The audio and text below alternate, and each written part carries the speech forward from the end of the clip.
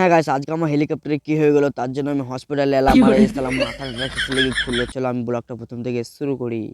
তো হ্যাঁ গাইস, সকাল সকাল আমার হেলিকপ্টারটাকে আমি নিয়ে চলে এলাম হসপিটালে। মানে সালা একটু কাজ করাতে হবে আমার হেলিকপ্টারে। মানে সালা হ্যান্ডেলটা অনেকটা বড় প্রবলেম দেখাচ্ছে, তার জন্য আমি নিয়ে চলে এসেছি ডাক্তার দেখাতে। কারণ সালা হ্যান্ডেলটা মানে সামনেটা অনেকটাই প্রবলেম করছে। আর এই হরেনটা আর এটা দেখছো সালা, ওটা দুটোকেই খুলে দেবো। কারণ সালা রাস্তা দিয়ে আমার হেলিকপ্টারটাকে চালাচ্ছে, তার মনে হচ্ছে ঝনঝন ঝনঝন করে সালা সব মনে হচ্ছে ভেঙে গেল। আমি যে সালা এত সকাল সকাল এসে যে সালা এই দুটো গাড়ির পর পাবো এটাও ভাবতে পারিনি। কারণ গাইস অনেকক্ষণ আগে এসে তাও এই দুটো গাড়ি ছিল। মানে ওই আর কি ওদেরকে খানিক সিলাইন টিলাইন দিয়ে ওদেরকে ছেড়ে দিয়ে আমার গাড়িটাকে আবার নিয়ে চলে এলাম আমি এখানে। আর লিয়ে আনতে সালা আমার গাড়িটাকে ইট মিট দিয়ে ওটা লোডিং মোডিং করে এখানে সালা হেলমেট টেলমেট সব খুলে দিল আমার গাড়ি থেকে।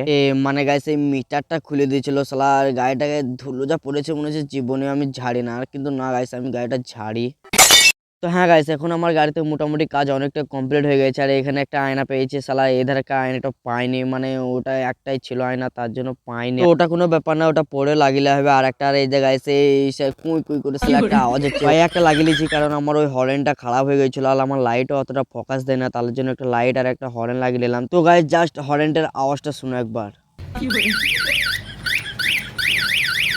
মানে কি বলবো গাইস, নতুন মালটাও তার জন্য একটু ভালোই বাজছে। আর শালা এ তো রাস্তা দেখা দিয়ে নিয়ে যেতে বলবে শালা অ্যাম্বুলেন্স যেছে। তো গাইস আর ভিডিওটা বেশি বাড়ালাম না, চলো আমি এখন ঘর যাই।